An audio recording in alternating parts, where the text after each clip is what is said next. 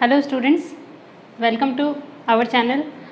My name is Lucky Jha and हम पढ़ रहे हैं टॉपिक ह्यूमन रिप्रोडक्शन।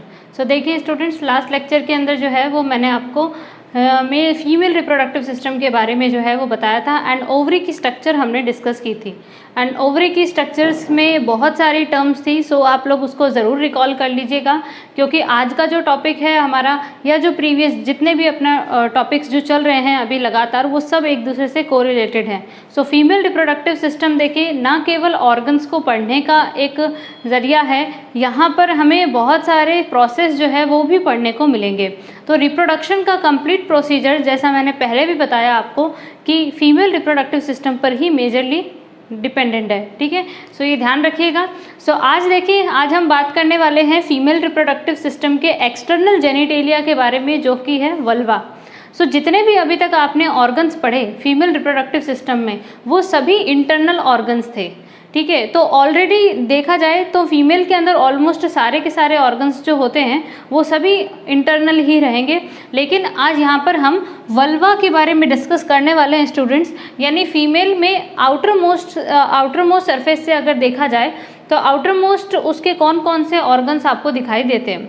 सो देखिए यहाँ पर क्या है कि फीमेल में ऑर्गन्स सभी के सभी आंतरिक हैं, यानी इंटरनल होते हैं, लेकिन सिर्फ यहाँ पर कुछ स्किन के फोल्ड्स होते हैं एंड कुछ ओपनिंग्स होती है रिप्रोडक्टिव सिस्टम की, जो कि वल्वा के फॉर्म में बताई जाती है। सो देखिए आज हम वल्वा को डिस्कस करते हैं। सबसे पहली बात तो ये कि जो वल्वा है वो फीमेल का एक्सटर्नल जेनिटेलिया है, एक्सटर्नल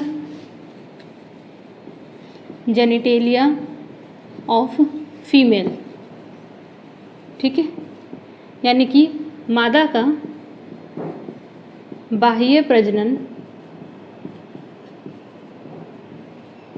प्रजनन अंग है ये, ठीक है, वल्वा। अब देखिए ये जो वल्वा है ये और कुछ नहीं है, कुछ स्किन के फोल्ड्स होते हैं एंड कुछ ओपनिंग्स होती है, इन्हीं को वल्वा कहा जाता है। तो देखिए सबसे पहली बात तो ये आएगी कि वल्वा में फर्स्ट ऑफ ऑल देखा जाए तो सबसे पहले आता है लेबिया मेजोरा। सॉरी एक सेकंड, इससे पहले भी देखते हैं मॉन्स प्यूबिस वाला रीजन देखते हैं। चलिए, तो फर्स्ट ऑफ ऑल इसमें आएगा mons pubis, second one is labia majora, third one labia minora,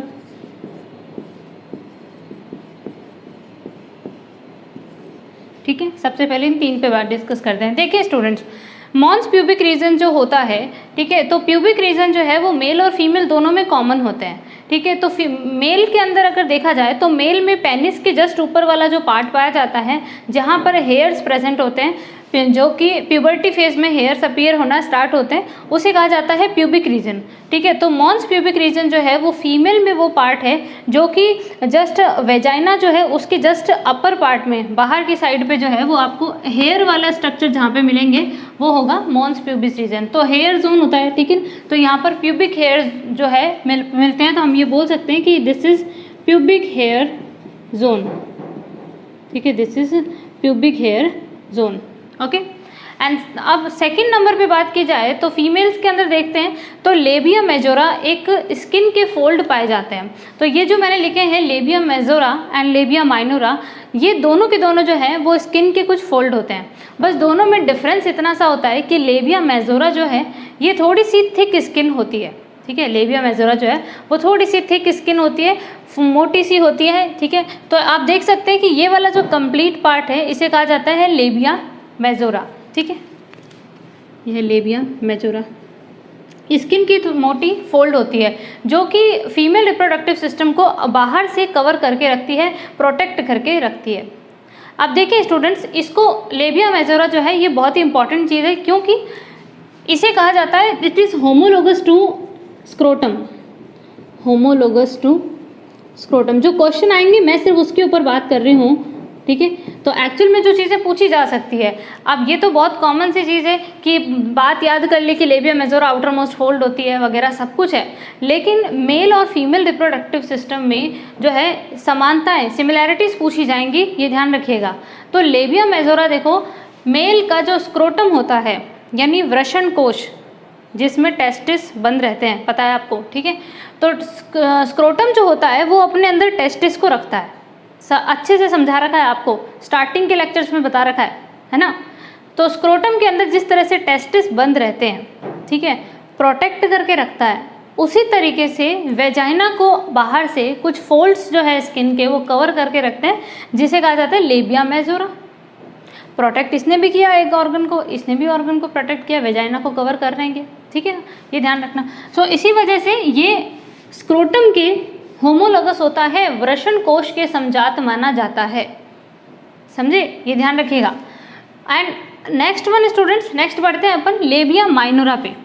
देखिए लेबिया मेजोरा जो है वो इंटरनल पार्ट से एक और स्किन से कवर रहती है जिसे कहा जाता है लेबिया माइनोरा।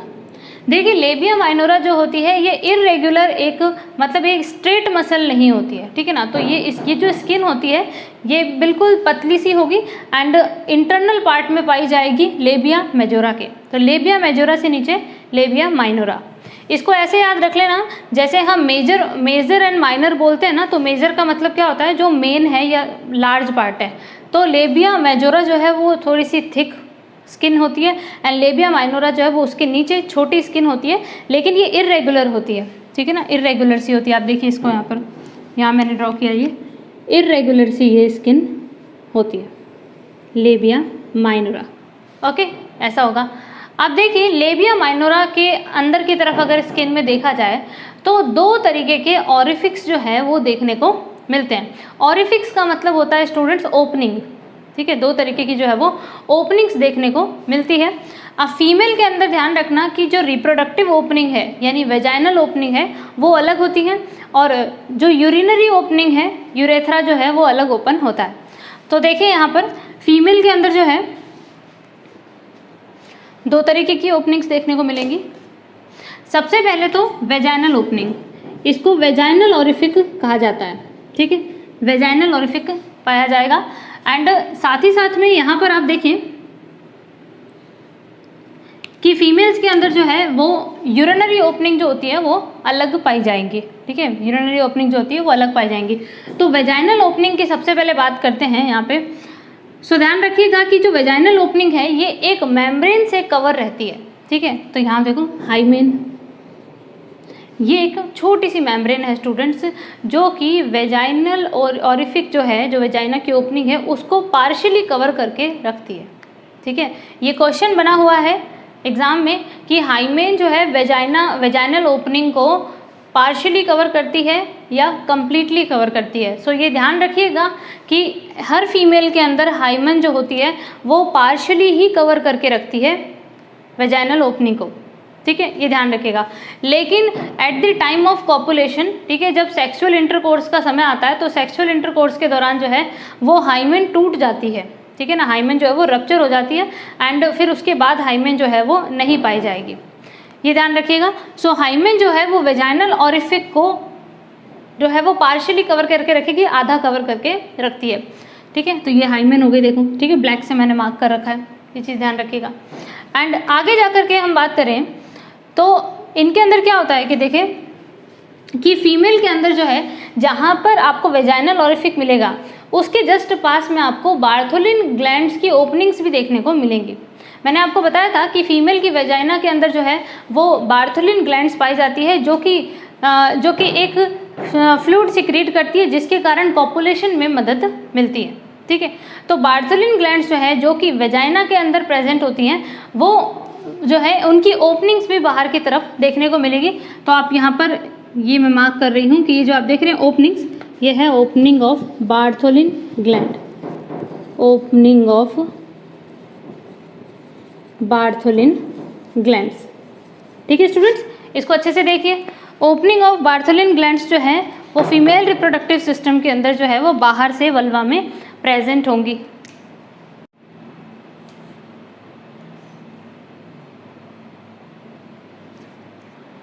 अब नेक्स्ट देखें, जो बार्थोलिन ग्लैंड जो होती है, यहाँ पर बार्थोलिन ग्लैंड्स की ओपनिंग जो है वो बाहर की तरफ देखने को मिली आपको, ठीक है। अब नेक्स्ट देखो क्या होता है कि फीमेल में जहाँ पर वेजाइनल ऑरिफिक पाया जाएगा उसके जस्ट ऊपर की तरफ जो है वो जो है यूरिनरी ओपनिंग्स पाई जाती है, ठीक है। तो यूरेथ्रा की जो ओपनिंग होती है वो भी यहाँ पर देखने को मिलेंगी। सो ये जो आप ओपनिंग देख रहे हैं इसके ऊपर, ये है यूरेथ्रल ओपनिंग, ठीक है, ये है यूरेथ्रल ओपनिंग। तो यूरेथ्रा की जो है वो ओपनिंग यहाँ पर देखने को मिल जाती है। ढंग से देख लीजिए इसको, कोई भी दिक्कत नहीं आनी चाहिए। अगर कोई भी आपको इससे रिलेटेड प्रॉब्लम आती है तो आप ज़रूर क्वेश्चन हमें बताइएगा, पूछिएगा क्वेश्चन, एंड इसका आंसर हम आपको जल्द से जल्द करेंगे। चलिए नेक्स्ट देखते हैं स्टूडेंट्स। तो फीमेल्स के अंदर जो आउटर एक्सटर्नल जेनिटेलिया है वल्वा, उसमें एक तो हो गया mons pubis zone, labia majora and labia minora, ठीक है ना, ये अंदर से अंदर स्ट्रक्चर्स हो गई। अब नेक्स्ट बात करते हैं स्टूडेंट, देखें कि फीमेल के अंदर जो है वो जस्ट जो लेबिया मेजोरा है, सॉरी लेबिया माइनोरा है, लेबिया माइनोरा के ऊपर एक छोटा सा इरेक्टाइल टिश्यू प्रेजेंट होता है, बिल्कुल डॉट लाइक एक छोटा सा इरेक्टाइल टिश्यू होता है जिसे कहा जाता है क्लाइटोरिस, ठीक है, क्या कहते हैं, क्लाइटोरिस। तो clitoris is a erectile tissue, ठीक है। देखें क्या होता है कि क्लाइटोरिस जो है ना, ये एक छोटा सा उत्तेजनशील उत्तकों का बना हुआ एक छोटा सा टिश्यू होता है जो कि फीमेल के लेबिया माइनोरा के जस्ट ऊपर की तरफ पाया जाता है, क्लाइटोरिस, ठीक है। ध्यान रखिएगा कि ये जो क्लाइटोरिस है इसमें बिल्कुल वही टिश्यू पाए जाते हैं जो कि एक पेनिस में पाए जाते हैं। तो मैंने आपको पहले भी बता चुकी हूँ कि फीमेल का जो मेल के जो कॉपुलेटरी ऑर्गन होता है पेनिस इरेक्टाइल टिश्यू का बना होता है, और सेक्सुअल एक्साइटमेंट के दौरान जो है पेनिस का इरेक्शन जो होगा वो उस इरेक्टाइल टिश्यूज़ के कारण हो जाता है। ये चीज़ सारी समझा रखी है ना, इरेक्टाइल टिश्यू जो है वो पेनिस में होते हैं। तो अब यहाँ पर फीमेल के अंदर जो है वो पेनिस का होमोलोगस जो पार्ट पाया जाएगा वो क्लाइटोरिस होता है, ठीक है ना। होमोलोगस पार्ट पेनिस का क्या हो गया, क्लाइटोरिस। तो which is homologous to penis of male, ठीक है। तो मेल का जो पेनिस है ऑर्गन, उसके जस्ट समझात यहाँ पर होमोलोगस जो है वो पाया जाएगा क्लाइटोरिस, ठीक है। और जिस तरीके से देखो, जिस तरीके से जो पेनिस है वो प्रीप्यूस मेम्ब्रेन से जो है वो कवर्ड था, बता रखी है आपको प्रीप्यूस मेम्ब्रेन, तो उसी तरीके से क्लाइटोरिस के ऊपर भी प्रीप्यूस मेम्ब्रेन प्रेजेंट होती है, ठीक है। तो ये देखिए आप, एक छोटी सी मेम्ब्रेन जो है वो प्रेजेंट है प्रीप्यूस क्लाइटोरिस के ऊपर। तो ये भी फीमेल के अंदर जो है वो सेक्सुअल एक्साइटमेंट के लिए रिस्पॉन्सिबल होती है, क्लाइटोरिस, ये ध्यान रखिएगा। तो इस तरीके से आपको ये टोटल ओपनिंग्स एंड जो मेन पार्ट्स हैं वो समझने हैं, ठीक है ना। अब अगला बढ़ते हैं।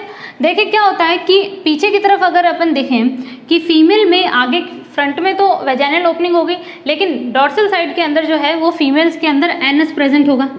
एंड एनस जो है ध्यान रखिएगा कि वेजाइना से दो मेम्ब्रेन्स के थ्रू जुड़ा हुआ होता है, एक को तो कहते हैं fourchette membrane and second one is perineum.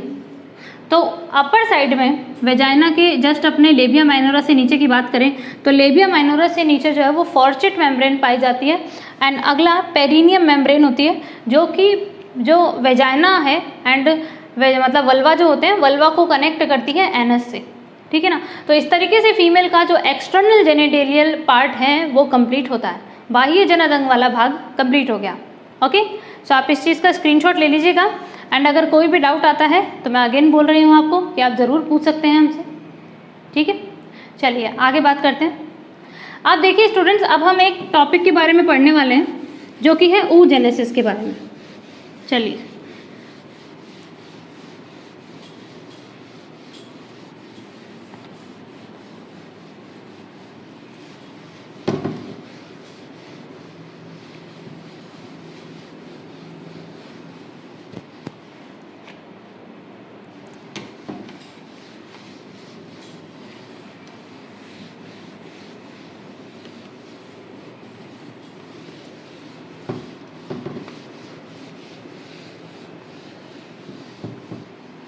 अब देखिए, अब हम बढ़ते हैं अपने नेक्स्ट टॉपिक के ऊपर।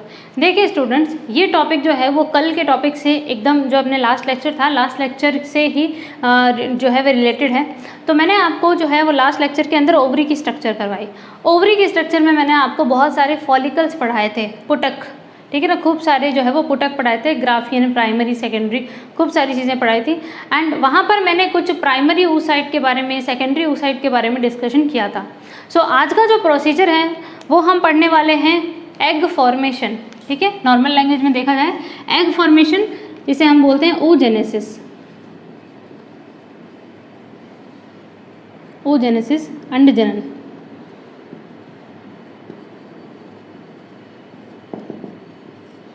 देखिए स्टूडेंट्स, ये प्रोसेस क्या है, formation of female gamete,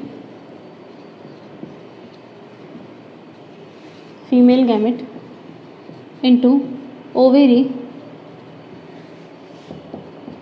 is called oogenesis, ठीक है। मादा में यानी फीमेल्स के अंदर जो है एग का फॉर्मेशन होना, यानी फीमेल गैमेट जो है मादा युग्मक, उसका निर्माण होने की प्रक्रिया अंडजनन कहलाती है, oogenesis कहा जाता है इसे, ठीक है। सो ये जो एग फॉर्मेशन होगा, आप सिंपल सी चीज़ है, देखो एक सिंपल सी बात बताती हूँ। आज हमारी बॉडी की जो हर सेल है, ठीक है ना, बॉडी की कंप्लीट सेल जो होती है वो 2n है, डिप्लॉइड सेल है, ठीक है। एंड इनमें 46 क्रोमोसोम पाए जाते हैं। और एग का फॉर्मेशन अगर होना है तो सिंपल सी चीज़ है कि 23 क्रोमोसोम की एक ऐसी सेल मिलेगी, एक ऐसी सेल बनेगी जिसके कारण जो कि एग में कन्वर्ट हो जाती है, ठीक है। तो 23 क्रोमोसोम की एक ऐसी सेल होगी जो कि एग कहलाएगी, ओवम कहलाएगी, ठीक है। तो इसी को अपन बोलते हैं फीमेल गैमेट। कहने का मतलब है कि जो 46 क्रोमोसोम की जो भी सेल है वो मियोसिस करके, अर्धसूत्री विभाजन करके मियोसिस करके जो है ये अपने क्रोमोसोम को हाफ कर लेगी और एग का फॉर्मेशन करेगी। तो अब हम पढ़ते हैं कि ये मियोसिस जो है वो कहाँ से शुरू होता है, यानी क्या क्या इसके स्टेप्स होते हैं। सो देखिए स्टूडेंट्स, ये जो प्रोसीजर शुरू होता है ये एक डिप्लॉइड सेल से स्टार्ट होगा और वो है ओवरी की जर्माइनल इपिथीलियम, जो मैं आपको ऑलरेडी पढ़ा चुकी हूँ। तो देखिए क्या होता है कि फीमेल की जर्माइनल इपिथीलियम की अगर हम बात करें, ठीक है, तो उसमें एक सबसे पहले तो जर्म प्रीमोर्डियल सेल बनती है, ठीक है, जर्म प्रीमोर्डियल सेल, ठीक है। इसको आदि जनन कोशिका कहते हैं।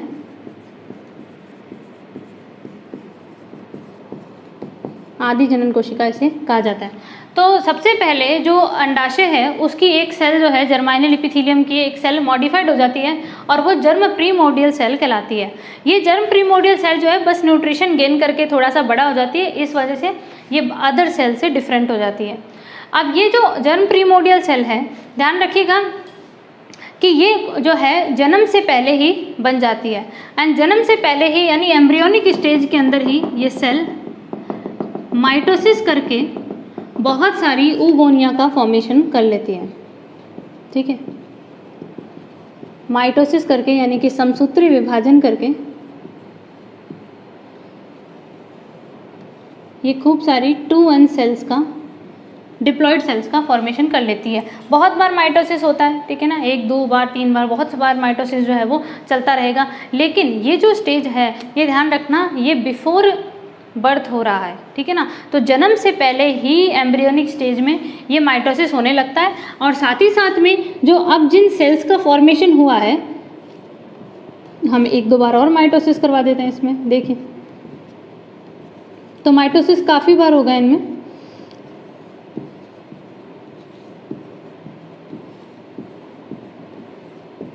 एंड खूब सारी oogonia का फॉर्मेशन हो जाता है। किसका फॉर्मेशन होगा?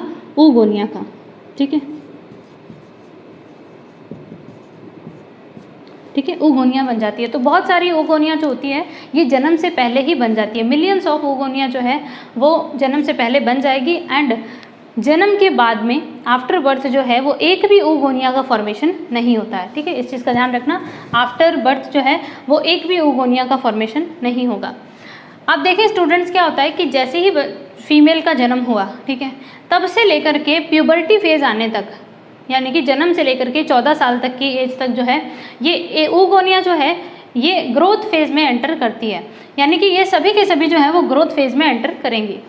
यानी आप देखें कि ये जो अभी तक जो स्टेप हुआ है कि जर्म प्रीमोर्डियल सेल से लेकर के oogonia बनने तक, यहाँ पर सिर्फ मल्टीप्लिकेशन हुआ है, यानी केवल गुणन हुआ है। तो इस वजह से इस फेज को कहा जाता है मल्टीप्लिकेशन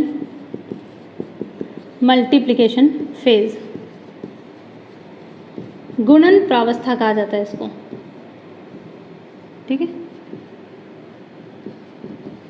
ये केवल मल्टीप्लिकेशन फेज है, क्योंकि इस फेज के अंदर जो है आप देखें बहुत सारी oogonia जो है केवल मल्टीप्लाई ही होती है।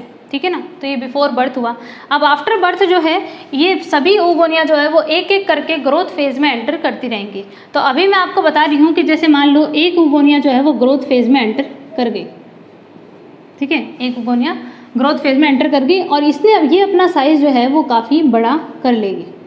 ठीक है, अपना साइज जो है वो बहुत बड़ा कर लेती है। तो ग्रोथ फेज में एंटर किया, लेकिन ध्यान रखना इस समय पर ये कोई डिवीज़न नहीं करेगी। जो oogonia जन्म से पहले बन चुकी थी उन्होंने ही ग्रोथ करी है, न्यूट्रिशन गेन किया है, और इसमें जो समय लगा वो जन्म से लेकर 14 साल तक की एज का समय लगा। तो हम इसको कह सकते हैं this is second phase called growth phase, वृद्धि प्रावस्था। ठीक है, तो ये जो है वो लॉन्गेस्ट फेज होती है oogenesis की। ठीक है, अब देखो जैसे ही प्यूबर्टी फेज में एंटर करेंगे तो प्यूबर्टी फेज में एंटर होने के बाद में ये अब ग्रोथ फेज में एंटर होकर बन गई, तो इसे कहा जाएगा बच्चों प्राइमरी, यहाँ लिख रही हूँ प्राइमरी oocyte, प्राइमरी oocyte, प्राथमिक अंडजनन कोशिका, प्राथमिक अंडजनन कोशिका इसको कहा जाता है। अब प्राइमरी है तो ध्यान रखिएगा, अब इसमें आगे की तरफ जो है वो अर्धसूत्री विभाजन हो जाएगा, यानी मियोसिस हो जाएगा। मियोसिस फर्स्ट कर लेगी एंड मियोसिस फर्स्ट करने के बाद में जो है ये दो इर्रेगुलर सेल का फॉर्मेशन करेगी। इर्रेगुलर मतलब नॉन सिमिलर। ठीक है, तो अब यहाँ पर क्या होता है कि ये डिसिमिलर सेल्स का फॉर्मेशन करती है। एक तरह से एक का साइज छोटा होता है और एक का साइज बड़ा होता है। सो देखिए स्टूडेंट्स, मैंने ऑलरेडी स्पर्मेटोजेनेसिस अच्छे से पढ़ाया है, वहाँ पर मैंने मियोसिस के बारे में जो है वो आपको सारी डिटेल बता दी थी, और ये भी कहा था कि oogenesis भी सेम प्रोसीजर होगा, बस उसमें स्पर्मेटोसाइट थी तो यहाँ पर oocyte का नाम दिया गया है, बाकी और कुछ भी डिफरेंस नहीं है। समझिए, कुछ भी डिफरेंस नहीं आ रहा। तो अब देखो यहाँ पर प्राइमरी oocyte, प्राइमरी का मतलब फर्स्ट मियोसिस इसमें करवा दे रहा है। पहला मियोसिस जब होता है तो क्रोमोसोम के नंबर तो हाफ हो जाते हैं, लेकिन यहाँ पर जो है स्पर्मेटोजेनेसिस से थोड़ा सा डिफरेंस ये है कि इसमें जो है ना दो अनइक्वल सेल बनती है, जबकि स्पर्मेटोजेनेसिस में दोनों सेल्स इक्वल बनी थी, दोनों इक्वल साइज की थी, जिनको हमने सेकेंडरी स्पर्मेटोसाइट कहा था। लेकिन यहाँ पे ध्यान रखिएगा कि सिर्फ एक ही सेकेंडरी oocyte बनता है, सेकेंडरी oocyte बनेगा, एंड सेकेंडरी oocyte के साथ साथ बनेगी एक पोलर बॉडी। ठीक है, एक बनेगी पोलर बॉडी। ठीक है, सो मैंने आपको लास्ट लेक्चर के अंदर भी बताया भी था कि जो एग फॉर्मेशन होता है वो सेकेंडरी oocyte से ही होता है। लेकिन ये चीज़ ध्यान रखिएगा कि सेकेंडरी oocyte जो है ना, यही वो स्ट्रक्चर है जो कि ओवरी से रिलीज होकर होती है ओव्यूलेशन के दौरान। ठीक है, ये डायरेक्टली एग में कन्वर्ट नहीं होती है। अब देखो सेकेंडरी oocyte जो है ये क्या करेगी कि 14th day of menstrual cycle, समझना 14th day of menstrual cycle ovulation में पार्टिसिपेट करेगी, एंड ओव्यूलेशन के दौरान क्या होगा कि ये ओवरी से निकल के चली जाएगी फेलोपियन ट्यूब में। ठीक है, तो बहुत बार ऐसा होता है कि हम समझते हैं कि ओवरी से एग निकलता है, लेकिन एक्चुअल में ना एग नहीं निकलता। उस एग की जो पीछे वाली स्टेज है यानी सेकेंडरी oocyte, यही ओवरी से बाहर निकलती है। इसको द्वितीयक अंड कोशिका कहते हैं।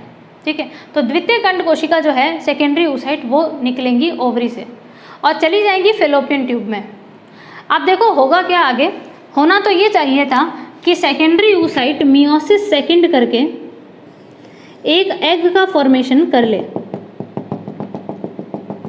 और साथ ही साथ में एक छोटी सी पोलर बॉडी का भी फॉर्मेशन इसका होना चाहिए। ठीक है, पोलर बॉडी का फॉर्मेशन। तो वास्तव में तो एग या ओवम जो है ये बनना चाहिए एंड ये पोलर बॉडी बन गई। ठीक है, एक बार पोलर बॉडी को साइड करते हैं, अपन फोकस करते हैं यहाँ पर सेकेंडरी oocyte पे। तो मियोसिस सेकेंड, देखो होना तो ये चाहिए था कि 14th डे तक सेकेंडरी oocyte जो है उसको मियोसिस सेकेंड कर लेना चाहिए था, अर्धसूत्री विभाजन सेकेंड, और एग में कन्वर्ट हो जाना चाहिए, ताकि ये जो एग है ये ओवरी से निकल के फेलोपियन ट्यूब में जा सके फर्टिलाइजेशन के लिए। लेकिन स्टूडेंट एक बात ध्यान रखना, मैंने जैसा कहा कि सेकेंडरी oocyte वही रिलीज होता है ओव्यूलेशन में। अब ये जाकर के ये क्या करता है कि ओवरी के अंदर ना मियोसिस सेकेंड शुरू तो कर देता है, लेकिन मियोसिस सेकेंड को बीच में रोक देता है, ना कम्प्लीटली सेकेंडरी oocyte रहा ना कम्प्लीटली एग बना। तो सेकेंडरी oocyte जो है ना इसी फेज़ के अंदर रहते हुए ये मियोसिस को केवल मेटाफेज स्टेज तक कर लेता है और मेटाफेज स्टेज में लाकर स्टॉप कर देता है। ठीक है ना, मियोसिस की अलग अलग फेज़ होती है, प्रोफेज, मेटाफेज, एनाफेज, टीलोफेज। सो यहाँ पर ये ना प्रोफेज कंप्लीट कर लेगा, मेटाफेज कंप्लीट कर लेगा, लेकिन मेटाफेज तक ला करके रोक देगा। ठीक है, और जैसे ही ये स्टॉप हुआ मेटाफेज वाली स्टेज जिसकी ख़त्म हुई मियोसिस सेकेंड की, तो सेकेंडरी oocyte का समय आ जाता है ओव्यूलेशन का, तो ये निकल के चला जाएगा। अब मान लीजिए कि फेलोपियन ट्यूब में रहते हुए अगर 14th डे तक स्पर्म आ जाते हैं, यानी स्पर्म आ जाते हैं, तो स्पर्म जैसे ही अंदर आते हैं ना, और जब corona radiata and zona pellucida को यानी एग की वॉल्स को रप्चर कर रहे होते हैं, तो उसी दौरान पर ये सेकेंडरी मियोसिस सेकेंड जो है ये कंप्लीट हो जाता है और ये एग में कन्वर्ट हो जाता है। तो बहुत सिंपल सी चीज़ है स्टूडेंट, ये ध्यान रखिएगा कि अगर स्पर्म सही समय पर आ जाते हैं तभी ये मियोसिस सेकेंड कंप्लीट होता है। क्योंकि देखिए उससे पहले ये सेकेंडरी oocyte कहता है कि अगर मान लो मैं इतना लंबा चौड़ा मियोसिस कर रहा हूँ और अगर स्पर्म आए ही नहीं तो मेरी मेहनत तो वेस्ट हो जाएगी। ठीक है ना, मेरी मेहनत तो वेस्ट हो जाएगी। तो सेकेंडरी oocyte एक बात बोलता है कि देखो स्पर्म जब आएगा ना, मतलब जब लगेगा कि वो एग की वॉल को रप्चर कर रहा है, तो मैंने तो मेटाफेज तक तो कर ही रखा है, मैं एनाफेज टीलोफेज कर लूँगा, 2 ही तो फेज करनी है, छोटी सी कर लेंगे, क्या फ़र्क पड़ता है। क्रोमोसोम तो ऑलरेडी हाफ हो ही रखे हैं। ठीक है ना, बस एक कॉपी तो बनानी है, बन गई। तो यहाँ पर at the time of fertilization, निषेचन के समय पर ही सेकेंडरी oocyte अपना मियोसिस सेकेंड कंप्लीट करके एग को बनाता है। इसीलिए मैंने लास्ट लेक्चर के अंदर लिखा था सेकेंडरी oocyte ओव्यूलेशन में बाहर निकलता है, ना कि एग। अब वो एक बात और बता दूं मैं आपको, जब हमने प्राइमरी oocyte लिखा था तो उसके बाहर कुछ फॉलिकल सेल बनाई थी। ठीक है ना, कुछ फॉलिकल सेल बनाई थी और वो कहलाया था प्राइमरी फॉलिकल। तो प्राइमरी फॉलिकल के अंदर जो है वो यही था, क्योंकि जब तक फॉलिकल्स नहीं बने थे तब तक एस्ट्रोजन हार्मोन सिक्रीट नहीं हुआ था, ये ध्यान रखना। सेकेंडरी oocyte सेकेंडरी आपको फॉलिकल्स में भी मिलेगा, टर्शरी फॉलिकल में मिलेगा, ग्राफियन फॉलिकल के अंदर भी मिलता है। तो ये ध्यान रखिएगा कि फॉलिकल्स के अंदर जो स्ट्रक्चर्स थी वो यही थी, एंड फॉलिकुलर सेल्स जो इनके ऊपर लगी थी वो हार्मोन सिक्रीशन का काम कर रही थी, इन सभी सेल्स को न्यूट्रिशन देने का काम कर रही थी। क्लियर है बात? चलिए आगे देखते हैं। अब देखो स्टूडेंट, ये जो पोलर बॉडी बनी है प्राइमरी मियोसिस फर्स्ट से, ध्यान रखना इस पोलर बॉडी का वैसे कोई भी रोल नहीं होता। ठीक है, कोई रोल नहीं होता। तो बहुत बार ऐसा होगा कि पोलर बॉडी जो है ये जैसे सेकेंडरी oocyte जो बना है इसके साथ ही कभी कभी यहाँ लग जाती है, यहाँ लगी रह जाती है। ठीक है ना, सेकेंडरी oocyte के साथ ही लगी रहती है, उसमें कोई प्रॉब्लम नहीं है। एग के साथ ये वाली जो पोलर बॉडी बनती है ये एग के साथ यहाँ जुड़ी हुई रहती है। ठीक है, अब देखो पोलर बॉडी क्या होता है कि या तो मियोसिस फर्स्ट के बाद ख़त्म हो जाती है, डिस्ट्रॉय हो जाती है, लेकिन कभी कभी ऐसा होता है कि पोलर बॉडी भी मियोसिस सेकेंड में पार्टिसिपेट करेंगी। ठीक है, मियोसिस सेकेंड में पार्टिसिपेट करेंगी और ये अब 2 पोलर बॉडी बना लेंगी, अपने जैसी 2 पोलर बॉडीज और बना लेती हैं। तो इसका मतलब आप समझ के देखो कि जो पोलर बॉडी है, ठीक है, वो बनेगी आफ्टर oogenesis 3। ठीक है ना, रिजल्ट में आपको 3 पोलर बॉडी मिलेगी। ठीक है, और आपको 1 मिलेगा एग। क्योंकि देखो यहाँ पर हमारा वो फंडा भी गलत नहीं होना चाहिए कि मियोसिस का लास्ट रिजल्ट 4 सेल्स होती हैं। तो मियोसिस देखो ख़त्म हुआ है तो 4 सेल्स मिली हैं, बस फ़र्क इतना है कि चारों के चारों एग नहीं हैं, यहाँ पर 4 हैं, 4 में से 3 तो है पोलर बॉडी और 1 है एग। क्योंकि देखो जब स्पर्मेटोजेनेसिस हुआ था तो वहाँ पर स्पर्म काउंट जो था वो काफ़ी ज़्यादा चाहिए था, 120 मिलियन के आसपास जो है वो स्पर्म काउंट होता है, ठीक है। तो इसी वजह से ध्यान रखना कि जो वहाँ पर तो 4 के 4 स्पर्म में कन्वर्ट हुए थे, लेकिन यहाँ पर ओवम तो एक ही बनेगा ना एक बार में, ऐसा देखने को मिलेगा। तो ये चीज़ें क्लियर रखिएगा। तो ये खत्म होता है स्टूडेंट्स oogenesis का टॉपिक। अगर इससे रिलेटेड कोई भी क्वेश्चन है तो आप हमारे कमेंट बॉक्स में लिख सकते हैं, कांटेक्ट कर सकते हैं साइटॉन एजुकेशन पर, आपको अपने क्वेश्चन का आंसर ज़रूर मिलेगा। मिलते हैं स्टूडेंट अगले लेक्चर में। Thanks for watching lecture.